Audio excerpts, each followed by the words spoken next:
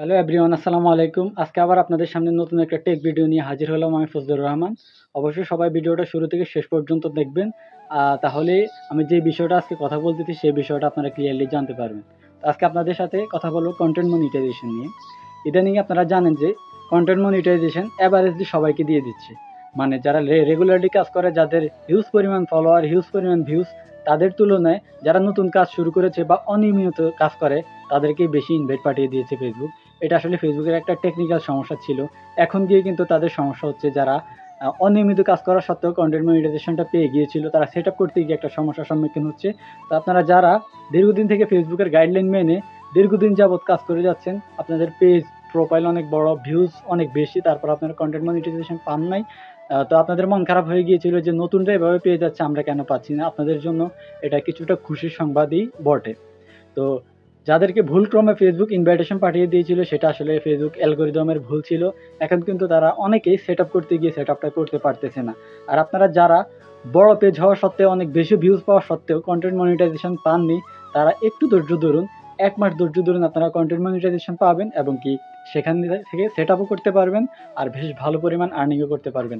আর যারা ইনভাইটেশনের মাধ্যমে অল্প ফলোয়ার, অল্প ভিউজের মাধ্যমে কন্টেন্ট মনিটাইজেশন পেয়ে গেছেন, তাদের বিরুদ্ধে আমার আসলে বলার কিছু নেই। তাদের বিরুদ্ধে আমার বলে লাভ কি? আমার কোনো লাভ নেই। ফেসবুকে ভালো জানে কাকে দেবে, কাকে দেবে না। তবে আপনারা যারা সেট আপ করে ফেলেছেন, সেট আপ করতে পেরেছেন, তারা ভাগ্যবান বলতে পারেন। এখন থেকে কন্টিনিউয়াসলি কাজ করুন। তাহলে আপনারা হয়তোবা একটা সময় গিয়ে ভালো পরিমাণ ভিউজ আনতে পারবেন, ভালো পরিমাণ ইনকাম করতে পারবেন।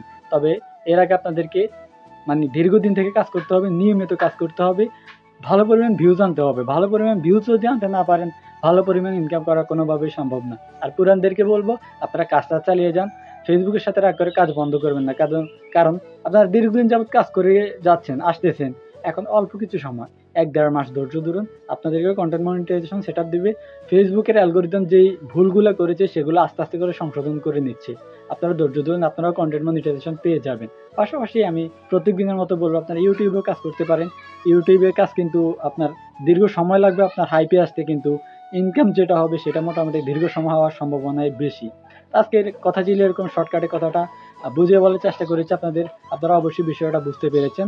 ফেসবুকের অ্যালগরিদম, আমি গত ভিডিওতে বলেছিলাম, অ্যালগরিদম আসলে ভুলভাল অনেক কাজ করে বসে। প্রথম কাজ যেটা করে, তারা নতুন কোনো আপডেট নিয়ে আসলে আগেভাগে কোনো নোটিস করে না, এটা আপনারা অবগত। এই জন্যই ফেসবুকের উপর অনেকে বিরক্ত। এখন বিরক্ত হয়ে লাভ কি? কারণ কোটি কোটি মানুষ ফেসবুকে কাজ করতেছে, আপনিও কিন্তু তাদের দলে। আমি আর আপনি ২-১ জন বিরক্ত হলে কি ফেসবুকের কিছু যাবে আসবে?